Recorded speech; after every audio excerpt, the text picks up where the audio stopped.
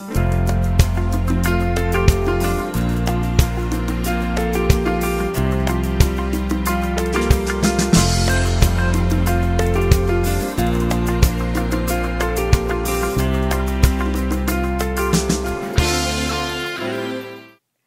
I'm Allie, and this is Wisdom for Living.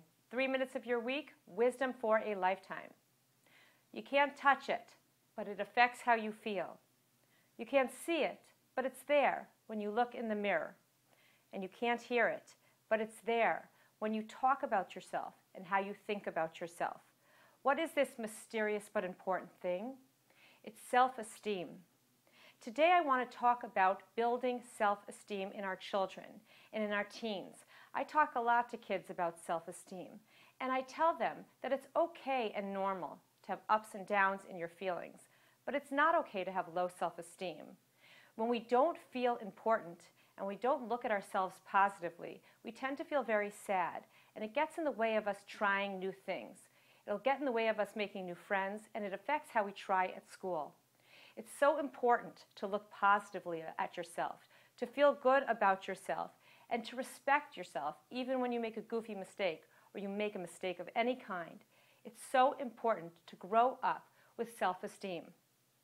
From a Jewish perspective, self-esteem, it's like a bank account. The initial deposit is made by God Himself. He invests us with a holy soul. He creates us in His image. And when He creates us in His image, He gives us a worth that's absolute. It's independent of any achievements or anything we say and do.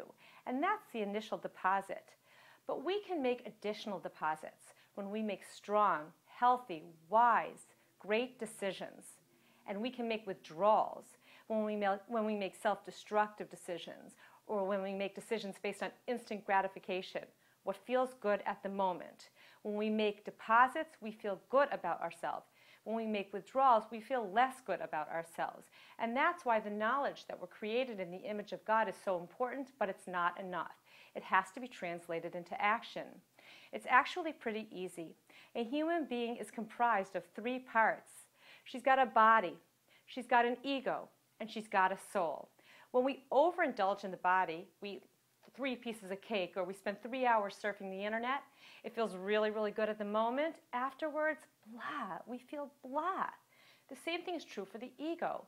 If someone walks out of the room and we make a joke at their expense, or we talk about someone behind their back, or we spend tons of money that we don't have, at the moment, it feels really good. Afterwards, we feel blah. It's only when we make soul-driven decisions that we feel better about ourselves when they're over. At first, they may be a little bit difficult. It might be hard to make that phone call, or to reach out to that lonely kid, or to salt our neighbor's walkway while we're salting ours. But in the end, after we're finished, we feel better. And this is the truth about self-esteem. When we put deposits in the bank account, it's money in the bank, we feel better about ourselves. When we withdraw from our account with self-destructive decisions, we feel worse about ourselves. As parents, it's incredibly important to give our children many, many opportunities to make soul-based decisions. And then we should praise them, validate them, and acknowledge our children when they do make those decisions.